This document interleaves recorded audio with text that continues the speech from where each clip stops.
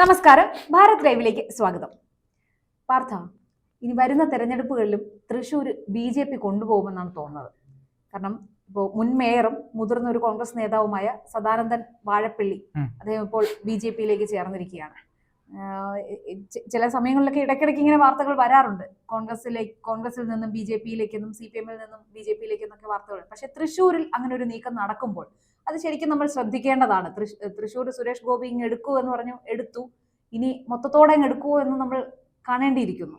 തീർച്ചയായിട്ടും. അതായത് തൃശ്ശൂരിനെ സംബന്ധിച്ചിടത്തോളം ആരും പ്രതീക്ഷിക്കാത്തതെന്ന് വെച്ചാൽ BJP ഇതര പാർട്ടികളൊന്നും തന്നെ സുരേഷ് ഗോപി വിജയിക്കുമെന്ന് പ്രവചിച്ചിരുന്നില്ല എന്നതാണ് യാഥാർത്ഥ്യം. അതായത് തൃശ്ശൂരെ സംബന്ധിച്ചിടത്തോളം ആ ലോക്സഭാ ഇലക്ഷനുമായി ബന്ധപ്പെട്ട് ഞാൻ ഇലക്ഷൻ സർവേ എടുക്കാൻ വേണ്ടി തൃശ്ശൂരിൽ പോയ ഒരാളാണ്.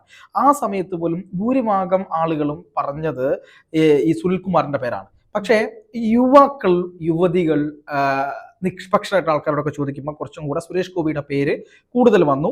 പിന്നീട് കോൺഗ്രസിന്റെ സ്ഥാനാർത്ഥി എന്തായാലും മൂന്നാമത് പോകും എന്നുള്ള കാര്യം നമുക്ക് ഉറപ്പാണ്. പക്ഷേ VS സുനിൽകുമാറും സുരേഷ് ഗോപിയും തമ്മിലുള്ള കനത്ത മത്സരമാണ് ഉണ്ടാവുക എന്നുള്ളത് ഇഞ്ചോടിഞ്ചാണ് നമ്മൾ പറഞ്ഞിട്ടുണ്ടായിരുന്നു. ആ സമയത്താണ് പക്ഷെ ഈ വിജയിച്ച സമയത്താണ് നമുക്ക് മനസ്സിലാകുന്നത് ഇത്രയും എഡ്ജ് സുരേഷ് ഗോപിക്ക് ഉണ്ടായിരുന്നു എന്നുള്ള കാര്യം. അപ്പൊ അത് അവിടെ സുരേഷ് ഗോപി നടപ്പിലാക്കിയിട്ടുള്ള പദ്ധതികൾ ഇപ്പൊ നമുക്ക് അവിടെ പോയാൽ കാണാൻ പറ്റും. അതായത് ആകാശപാത, ആ റൗണ്ടിൽ നമുക്ക് എന്ത് ചെയ്യാൻ പറ്റും, ശക്തമായ റൗണ്ട് അല്ല, അത് കഴിഞ്ഞിട്ട് പിന്നെ നമുക്ക് അപ്പുറത്തെത്തിക്കഴിഞ്ഞാൽ അവിടെ റൗണ്ട് ഉണ്ട്, തൃശ്ശൂർ റൗണ്ട് ഉണ്ട്, അവിടെ ആകാശപാതയുണ്ട്.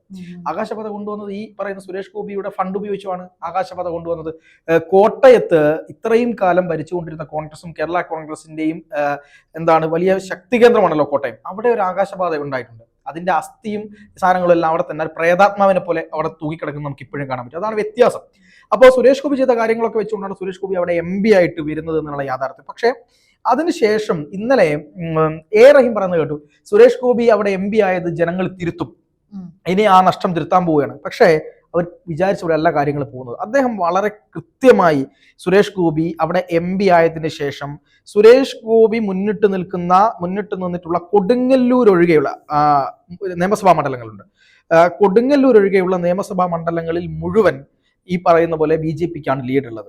ഗുരുവായൂരും കൊടുങ്ങല്ലൂരും മാത്രമാണ് ചെറിയൊരു പ്രശ്നമായിട്ട് നിൽക്കുന്നത്. അപ്പൊ ആ മണ്ഡലങ്ങളെല്ലാം തന്നെ പിടിക്കാനുള്ള നീക്കം ആര് നടത്തി കഴിഞ്ഞു? സുരേഷ് ഗോപിയുടെ നേതൃത്വത്തിൽ നടത്തി കഴിഞ്ഞു. ഇനി ഈ സദാനന്ദൻ വാഴപ്പള്ളി എന്ന് പറയുന്ന കോൺഗ്രസിന്റെ പ്രമുഖനായിട്ടുള്ള അവിടുത്തെ തൃശ്ശൂർ ജില്ലയിലെ പ്രമുഖനായ നേതാവ്, അവിടുത്തെ തൃശ്ശൂർ കോർപ്പറേഷന്റെ മേയർ ആയിരുന്ന നേതാവ്, അവിടുത്തെ ഗ്രൂപ്പിന്റെ പ്രധാനപ്പെട്ട നേതാവ്, ഇദ്ദേഹമാണ് ഇപ്പം BJPയിലേക്ക് പോയിരിക്കുന്നത്. അത് BJPയിലേക്ക് പോകാനുള്ള ഒരു കാര്യം എന്ന് പറയുന്നത് അവിടെ നിരന്തരമായിട്ടുള്ള ചില തർക്കങ്ങളും സംഘടനാ പ്രശ്നങ്ങളും ഒക്കെ ഉണ്ടാവുകയും ഈ ഗ്രൂപ്പിനെ ഗ്രൂപ്പ് വെട്ടുന്ന രീതിയിലേക്ക് കാര്യങ്ങൾ പോവുകയൊക്കെ ചെയ്ത സമയത്താണ് അവിടെ അത്തരത്തിലൊരു പ്രയാസത്തിലേക്ക് പോയത്. പിന്നീടാണ് അദ്ദേഹം BJPയിലേക്ക് പോകുന്നത്. പക്ഷേ BJPയിലേക്ക് പോയി എന്നുള്ളതാണ് ഏറ്റവും വലിയ കാര്യം. ആ സ്ട്രാറ്റജി കൃത്യമായി BJP വർക്ക് ചെയ്യിച്ചിരിക്കുന്നു. എന്താണ് കാര്യം? കാരണം സദാനന്ദൻ വാഴപ്പള്ളി എന്ന് പറയുന്ന അദ്ദേഹത്തിന് ഈ കോൺഗ്രസ്സുകാരായിട്ടുള്ള അണികൾ വളരെയധികം അദ്ദേഹത്തോടൊപ്പം ഉണ്ട്. അങ്ങനെയുള്ള ഒരു നേതാവിനെ തന്നെ കൃത്യമായി BJP പിടിക്കുമ്പോൾ BJP അതിലൂടെ ചില കാര്യങ്ങൾ ലക്ഷ്യമിടുന്നുണ്ട്. അവിടെ വലിയ വിധത്തിലുള്ള കോൺഗ്രസിന്റെ വോട്ട്, അത് ഈ കോർപ്പറേഷൻ പിടിക്കുക എന്നുള്ളതാണല്ലോ BJPയുടെ ലക്ഷ്യം. ആ കോർപ്പറേഷൻ വാർഡുകളിൽ ഇദ്ദേഹത്തിന്റെ അണികളുടെ സാന്നിധ്യം, ഗ്രൂപ്പിന്റെ വോട്ട്, ഗ്രൂപ്പ് അണികളുടെ വോട്ട് പ്രധാനമായും ഈ പറയുന്നത് പോലെ BJPയിലേക്ക് കൊണ്ടുവരിക എന്നുള്ളതാണ് BJPയുടെ ലക്ഷ്യം. അതിന് ഏറ്റവും വലിയ സഹായകമാകുന്ന രീതിയിൽ തന്നെയാണ് ഈ കോൺഗ്രസിന്റെ പ്രമുഖ നേതാവിനെ അവരിങ്ങോട്ട് വലിച്ചിട്ടുള്ളത്. ഇനി നമ്മൾ എനിക്ക് തോന്നുന്നു കുറച്ച് മുമ്പാണ് നമ്മൾ ചർച്ച ചെയ്തത് തൃശ്ശൂരിലെ CPMഉം CPIയും നിന്നുള്ള ഒരു പറ്റം ആളുകൾ കൂട്ടത്തോടെ BJPയിലേക്ക് മാറിയ ഒരു കാര്യം ഞാൻ ചേച്ചിയും തന്നെ എഴുതി ചർച്ച ചെയ്തിട്ടുണ്ടായിരുന്നു. അത് ഇതൊക്കെ സുരേഷ് ഗോപിയുടെ കൃത്യമായ ഇടപെടൽ ഇതിന്റെ പുറകിൽ നടക്കുന്നുണ്ട്. അല്ല പാർത്ഥ, അത് ഇടപെടൽ എന്നതിലുപരി ഇപ്പോൾ എത്ര തന്നെ വ്യാജ പ്രചരണം ഇപ്പൊ സുരേഷ് ഗോപിക്കെതിരെ ആയാലും BJPക്കെതിരെയായാലും എത്ര നടത്തിയാലും ശരി, സോഷ്യൽ മീഡിയയിലായാലും PR വർക്കുകളിലൂടെ ആയാലും ശരി, അവരെ താഴ്ത്തിക്കെട്ടാൻ ശ്രമിച്ചാലും വികസനം വരുമ്പോൾ സാധാരണക്കാരായ ജനങ്ങൾ അവർ അനുഭവിക്കുന്നതാരായി. ഈ വികസനം വരുമ്പോൾ അതിന്റെ ഉപയോക്താക്കൾ എന്ന് പറയുന്നത് സാധാരണ ജനങ്ങളാണ്.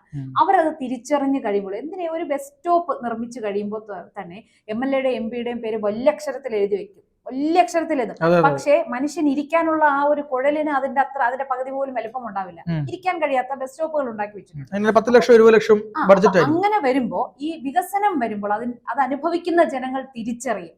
ഈ കേൾക്കുന്ന വ്യാജ പ്രചരണങ്ങളാണോ യാഥാർത്ഥ്യം, അതോ നമ്മൾ അനുഭവിക്കുന്നതാണോ യാഥാർത്ഥ്യം, അത് തിരിച്ചറിയുമ്പോൾ ഇപ്പൊ ഈ കോൺഗ്രസ് നേതാവ് BJPയിലേക്ക് പോയതിലുപരി പറയുന്നതാണ്, തെരഞ്ഞെടുപ്പുകൾ വരുമ്പോൾ ജനങ്ങളുടെ വോട്ട് അവിടെ എവിടേക്ക് പോകണം എന്നുള്ളത് ജനങ്ങൾ തീരുമാനിക്കും. അതിനാണ് സുരേഷ് ഗോപി കൂടുതൽ പ്രാധാന്യം നൽകിയിട്ടുള്ളതെന്നാണ് ഞാൻ മനസ്സിലാക്കുന്നത്. തീർച്ചയായിട്ടും സുരേഷ് ഗോപിയുടെ കാര്യത്തിൽ അദ്ദേഹം ഈ MP ആയിരിക്കുന്ന സമയത്തുണ്ടായ അദ്ദേഹം നടത്തിയ പ്രവർത്തനങ്ങൾക്കൊപ്പം അദ്ദേഹത്തിന്റെ പേഴ്സണലി അദ്ദേഹത്തിന്റെ മകളുടെ പേരിലുള്ള ലക്ഷ്മി ചാരിറ്റബിൾ ട്രസ്റ്റിൽ നിന്ന് അദ്ദേഹം എടുത്ത് നൽകിയിട്ടുള്ള പണം, അതുപോലെ അദ്ദേഹത്തിന്റെ സിനിമാ അഭിനയത്തിൽ നിന്ന് കിട്ടിയിട്ടുള്ള പണം, ഇതൊക്കെ വെച്ചുകൊണ്ട് അദ്ദേഹം ചെയ്ത കാര്യങ്ങൾ ചില്ലറയല്ല. അദ്ദേഹം നേരത്തെ രാജ്യസഭ MP ആയിരുന്നപ്പോൾ കിട്ടുന്ന ശമ്പളം പോലും 1 രൂപ എടുക്കാതെ അദ്ദേഹം ഈ സേവനങ്ങൾക്ക് വേണ്ടിയിട്ടാണ് ഉപയോഗിച്ചിരുന്നത്.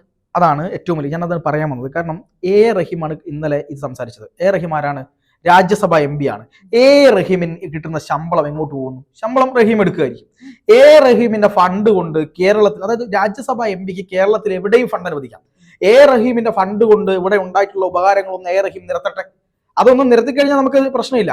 സുരേഷ് ഗോപിയുടെ രാജ്യസഭ പദവി കൊടുത്ത സമയത്തെ മുഴുവൻ പണവും സാധാരണക്കാർക്ക് വേണ്ടി നീക്കിവെച്ചു. അദ്ദേഹത്തിന്റെ ശമ്പളം അദ്ദേഹം വാങ്ങിയിട്ട് ആ ശമ്പളം കൃത്യമായ രീതിയിൽ വിനിയോഗിച്ചു. അതിന് ഡാറ്റയുണ്ട്, തെളിവുണ്ട്. ഈ പറയുന്ന ഇടുക്കിയിലെ ആദിവാസി കോളനി, ആതിരപ്പള്ളിയിലെ ആദിവാസി കോളനി, പാലക്കാട്ടെ ആദിവാസി കോളനി, ഇവിടെ എല്ലാം അദ്ദേഹം ഇടപെട്ടു. ഈ ഇടുക്കിയിൽ എനിക്ക് തോന്നുന്നു, ഇടുക്കിയിൽ പിന്നെ വണ്ടിപ്പെരിയാറിനടുത്താണെന്ന് തോന്നുന്നു, അവിടെയുള്ള ഒരു ആദിവാസി കോളനിയിൽ ഈ പറയുന്ന പോലെ വഴിയില്ല, വെള്ളമില്ല, ഇവർക്ക് വലിയ ബുദ്ധിമുട്ടാണ്. അപ്പം അവിടെ സുരേഷ് ഗോപിയോട് ഈ പ്രശ്നം വന്നപ്പോൾ അദ്ദേഹം എന്ത് ചെയ്യാൻ കഴിയും എന്ന് നോക്കിയപ്പോഴാണ് വലിയ ബുദ്ധിമുട്ടാണ് എന്ന് മനസ്സിലാവുന്നത്. അദ്ദേഹത്തിന്റെ MP ഫണ്ടും അത് പോരാഞ്ഞിട്ട് ലക്ഷ്മി ചാരിറ്റബിൾ ട്രസ്റ്റിന്റെ ഫണ്ടും അദ്ദേഹത്തിന്റെ സൗഹൃദരായിട്ടുള്ള വ്യവസായികളുടെ നിന്ന് വാങ്ങിച്ച ഫണ്ടും എല്ലാം ഉപയോഗപ്പെടുത്തിക്കൊണ്ട് അദ്ദേഹം ഒരു വലിയ നീളത്തിൽ അദ്ദേഹം എന്ത് ചെയ്തു? അവിടെ ഒരു കുടിവെള്ള പദ്ധതി നടപ്പിലാക്കി. വലിയ ബെസ്റ്റ്, അത് പോയി നോക്കണം നമ്മൾ കാണണമെങ്കിൽ. നല്ല ബെസ്റ്റ് ആയിട്ടുള്ള കുടിവെള്ള പദ്ധതി. അവർക്ക് അതോടുകൂടി ആ പ്രശ്നം തീർന്നു. കേരളം ഇതുവരെ ഭരിച്ചുകൊണ്ടിരുന്ന ഇടത് വലത് സർക്കാരിന് ചെയ്യാൻ കഴിയാത്ത ഒരു കാര്യം സുരേഷ് ഗോപി എന്ന് പറയുന്ന മനുഷ്യന് അദ്ദേഹത്തിന്റെ നിശ്ചയദാർഢ്യത്തിന് ചെയ്യാൻ കഴിഞ്ഞിട്ടുണ്ടെങ്കിൽ ഇവിടുത്തെ സർക്കാരൊക്കെ എന്താണ് ചെയ്യുന്നത് മനസ്സിലാക്കണം. അവർക്ക് അവിടെ വെള്ളം കിട്ടി, ആ വെള്ളം പൈപ്പ് പോകുന്ന വഴിയിലൊക്കെ വഴി ശരിയായി അവർക്ക്. അതിനേക്കാൾ വലിയ ഭാഗ്യം ഉണ്ടായിരുന്നില്ല. എന്നിട്ട് അദ്ദേഹം അത് കാണാൻ പോയ സമയത്ത് അദ്ദേഹത്തെ അവർ സ്വീകരിച്ചത് കെട്ടിപ്പിടിച്ച് കരഞ്ഞുകൊണ്ടാണ് സ്വീകരിച്ചത്. അതുപോലെ തന്നെ ആതിരപ്പള്ളി അദ്ദേഹം ചെയ്ത കാര്യങ്ങൾ. പിന്നെ നമുക്കൊന്നും അറിയാത്ത കുറെ കാര്യങ്ങളുണ്ട് സുരേഷ് ഗോപിയുമായി ബന്ധപ്പെട്ട്. നമ്മളൊക്കെ എന്തെങ്കിലും, ഇപ്പൊ ഞാനൊക്കെ അദ്ദേഹത്തിന് ഇപ്പോൾ പല രോഗികളുടെയും കാര്യങ്ങൾക്ക് വേണ്ടിയിട്ട് അദ്ദേഹത്തിന് മെസ്സേജ് ചെയ്യും. ചിലപ്പോൾ അദ്ദേഹം കാണാറില്ല, അല്ലെങ്കിൽ അദ്ദേഹത്തിന് PAക്ക് മെസ്സേജ് ചെയ്യും. PAക്ക് മെസ്സേജ് ചെയ്യുന്ന സമയത്ത് നമുക്ക് കറക്റ്റ് വിവരങ്ങൾ കിട്ടുകയാണ്. നമ്മളെ ഇങ്ങോട്ട് അപ്ഡേറ്റ് ആയിട്ട് വിളിച്ചുകൊണ്ടിരിക്കുകയാണ്. അതായത് ഡൽഹിയിൽ ഈ അടുത്ത് നമ്മുടെ യുദ്ധവുമായി ബന്ധപ്പെട്ട്, നമ്മുടെ ഓപ്പറേഷൻ സിന്ധുവുമായി ബന്ധപ്പെട്ട് വലിയ വിഷയങ്ങൾ ഉണ്ടായപ്പോൾ അവിടെ കേരളത്തിൽ ഒരുപാട് വിദ്യാർത്ഥികൾ കുടുങ്ങി. ആ സമയത്ത് എനിക്ക് തന്നെ ഒരുപാട് ആളുകളുടെ വിളി വന്നു. അവിടെ കേരള ഹൗസിന്റെ മുമ്പിൽ അവർക്ക് താമസിക്കാൻ കേരള ഹൗസ് കിട്ടുന്നില്ല എന്ന് പറഞ്ഞുകൊണ്ട് എന്നെ നിരന്തരമായ ആളുകൾ വിളിച്ചു. ആ സമയത്ത് ഞാൻ സുരേഷ് ഗോപിയെയും അതുപോലെ ഷാഫി പറമ്പിലിനെയും വിളിച്ചപ്പോൾ ഷാഫി പറമ്പിലും കോൾ എടുത്തു, അതുപോലെ തന്നെ സുരേഷ് ഗോപിയും കോൾ എടുത്തു. പക്ഷേ ഷാഫി പറമ്പിലിന് ചില പരിമിതികളുണ്ട് ഈ കാര്യങ്ങൾ ഇടപെടാൻ. പക്ഷെ സുരേഷ് ഗോപിയുടെ ഇടപെടൽ മൂലം കേരളത്തിലേക്ക് നിർത്തിവെച്ച ട്രെയിനുകൾ കംപ്ലീറ്റ് അവർ നിർത്തിവെച്ചിരുന്നു. ആ ട്രെയിനുകളിൽ എക്സ്ട്രാ അത് അനുവദിക്കുകയും ചെയ്തു. അവിടെ എക്സ്ട്രാ കോച്ചുകൾ ഇട്ട് കൊടുത്തു ഈ കുട്ടികൾക്ക് വരാൻ വേണ്ടിയിട്ട്. അതുവരെ ട്രെയിൻ ഇല്ല എന്ന്, ടിക്കറ്റ് ഇല്ല, ട്രെയിൻ ഇല്ല എന്ന് കാണിക്കുന്നിടത്ത് റെയിൽവേയുടെ വെബ്സൈറ്റുകളിൽ ട്രെയിൻ ഉണ്ട് എന്ന് കാണിച്ചു തുടങ്ങി. അതിനുശേഷം കേരളത്തിലേക്ക് മാത്രമായി 4 സ്പെഷ്യൽ ട്രെയിൻ അനുവദിച്ചു.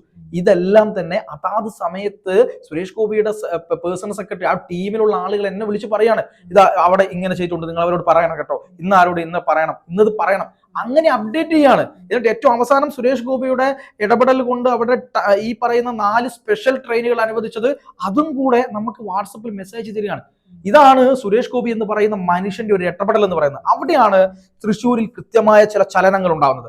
ഇതിൽ ഈ പറയുന്ന ഈ പാർട്ടി മാറി എന്ന് നമ്മൾ പറയുന്ന BJPയിലേക്ക് എത്തിയ ആൾ എന്ന് പറയുന്നത് അദ്ദേഹം പറയുന്നത് സുരേഷ് ഗോപിയുടെ ഇടപെടൽ മൂലം അവിടെ BJPക്ക് വലിയ കാര്യങ്ങളാണ് വരാൻ പോകുന്നത്. അടുത്ത നിയമസഭാ തെരഞ്ഞെടുപ്പിലും അടുത്ത തദ്ദേശ സ്വയംഭരണ ഇലക്ഷനിലും വലിയ രീതിയിലേക്ക് അവിടെ മാറ്റങ്ങൾ ഉണ്ടാവാൻ പോവുകയാണ്. അതിന്റെ ഒരു ആരംഭമാണ് ഈ പറയുന്ന നേതാവിലൂടെ വന്നിരിക്കുന്നത്. അതുപോലെ തന്നെ ഒരുപാട് ക്രിസ്ത്യൻ വിശ്വാസികൾ, ഇപ്പം ഈ പല സഭയുടെ ഒക്കെ വിഷയങ്ങൾ വന്നല്ലോ, എങ്കിൽ പോലും അവിടെ ഈ ക്രിസ്ത്യാനികൾ ഒന്നും തന്നെ BJPയെ കൈവിടുന്ന ലക്ഷണമില്ല എന്ന തരത്തിലൊക്കെ വലിയ വാർത്തകൾ അവിടെ നിന്ന് വരുന്നുണ്ട്. എന്തായാലും വമ്പൻ പ്ലാനുകളാണ് അണിയറയിൽ നടക്കുന്നത്.